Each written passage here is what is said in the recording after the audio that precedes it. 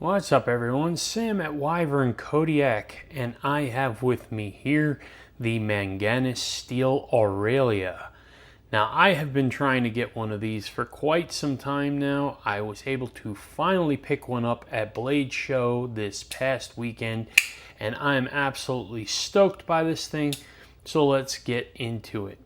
So first off, you have this beautiful clean titanium scale on here.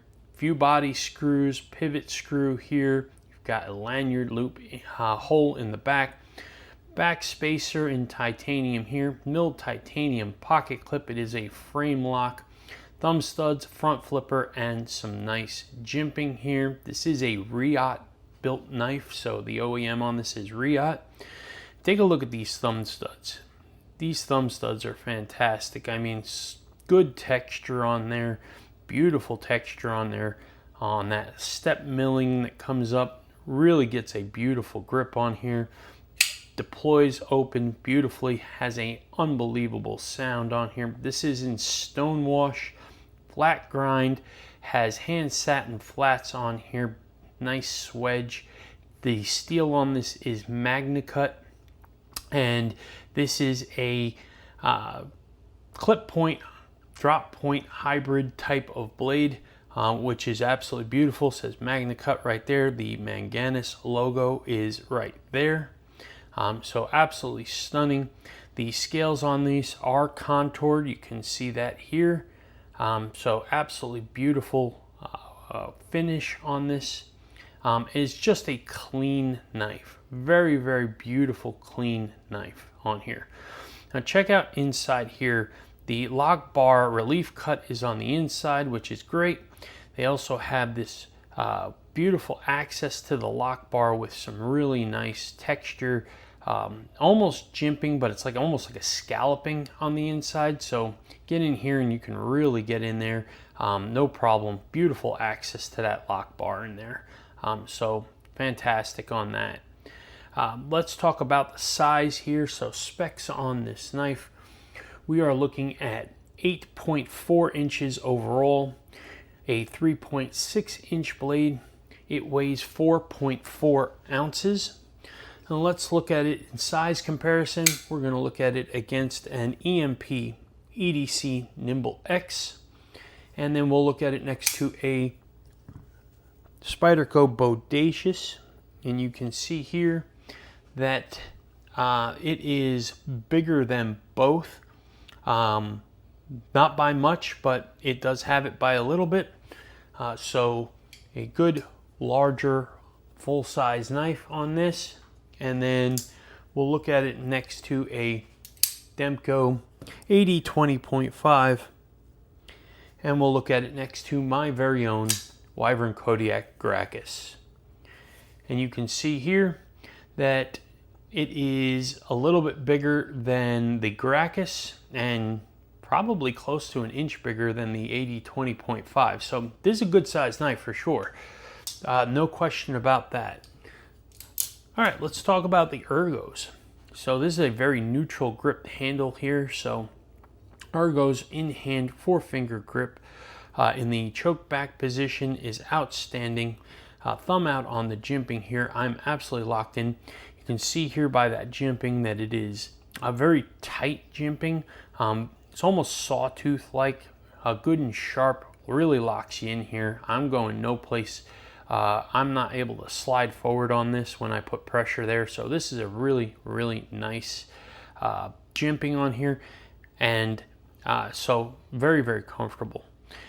So there is a little flat area here that you can choke up onto. Get your thumb way out on that blade here if you wanted to get in there. But there's no finger choil to speak of, just a nice sharpening choil.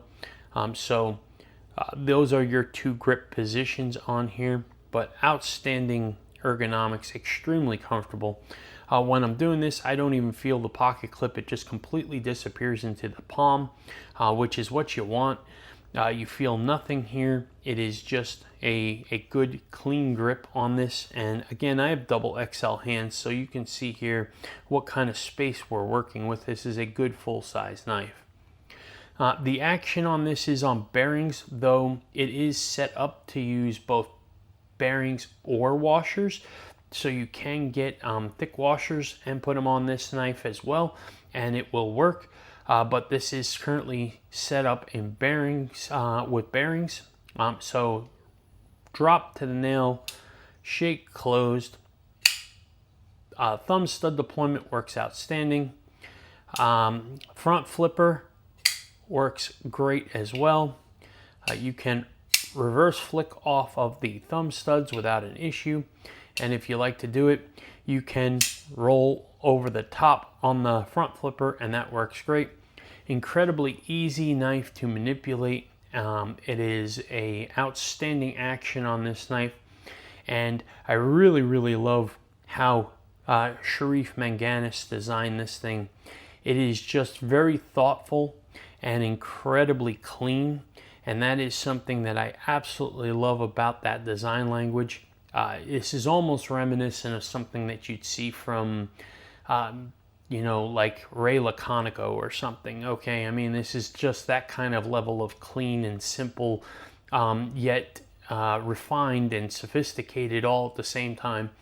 I find this knife to feel very classy, so very cool on that. Let's do the old pocket clip check here. So we'll grab our test pants and we're gonna put these out here. Nobody gets a free pass, even my friend Sherif. All right, so these are medium thickness jeans. For those of you new to the channel, I'm gonna take the knife, put it in the pocket, see how easy the clip slides into the pocket, how good the retention is on that pocket clip, how easy it is to slide out of the pocket, and any long-term damage or fraying it will do to the edges or seams of the pocket.